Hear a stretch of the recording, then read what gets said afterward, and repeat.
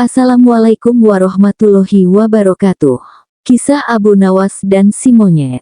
Abu Nawas sedang berjalan-jalan santai. Ada kerumunan massa. Abu Nawas bertanya kepada seorang kawan yang kebetulan berjumpa di tengah jalan. "Ada kerumunan apa di sana?" tanya Abu Nawas. "Pertunjukan keliling yang melibatkan monyet ajaib." "Apa maksudmu dengan monyet ajaib?" kata Abu Nawas ingin tahu.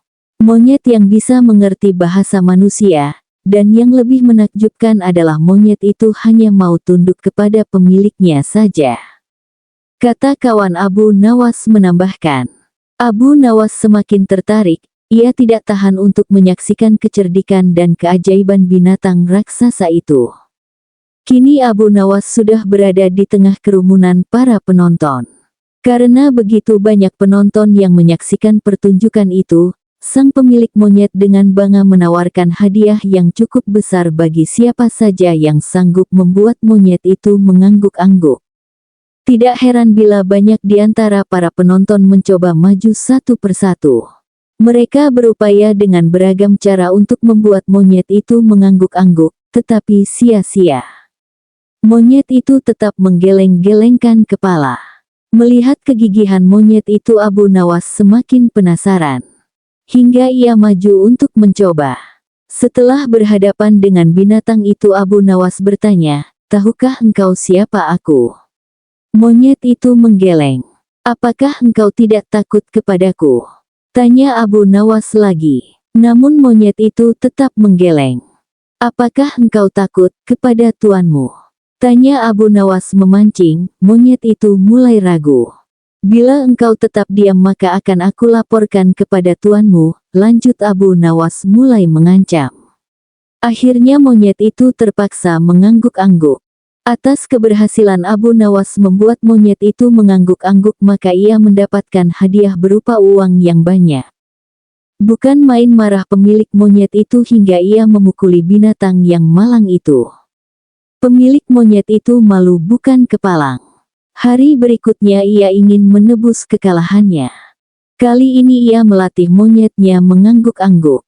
Bahkan ia mengancam akan menghukum berat monyetnya bila sampai bisa dipancing.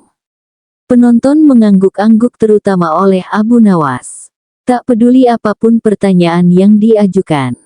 Saat-saat yang dinantikan tiba, kini para penonton yang ingin mencoba harus sanggup membuat monyet itu menggeleng-gelengkan kepala. Maka seperti hari sebelumnya, banyak para penonton tidak sanggup memaksa monyet itu menggeleng-geleng kepala. Setelah tidak ada lagi yang ingin mencobanya, Abu Nawas maju, ia mengulang pertanyaan yang sama.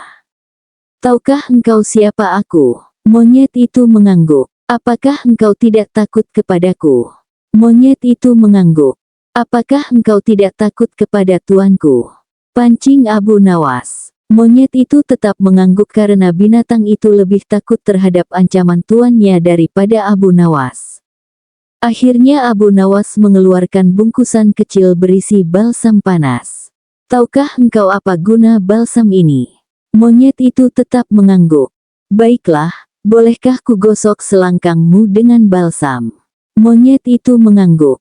Lalu Abu Nawas menggosok selangkang binatang itu. Tentu saja monyet itu merasa agak kepanas dan mulai panik.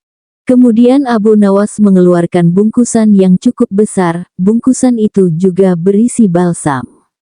"Maukah engkau bila balsam ini kuhabiskan untuk menggosok selangkangmu?" Petik 2. Abu Nawas mulai mengancam. Monyet itu mulai ketakutan. Dan rupanya ia lupa ancaman tuannya sehingga ia terpaksa menggeleng-gelengkan kepala sambil mundur berapa langkah.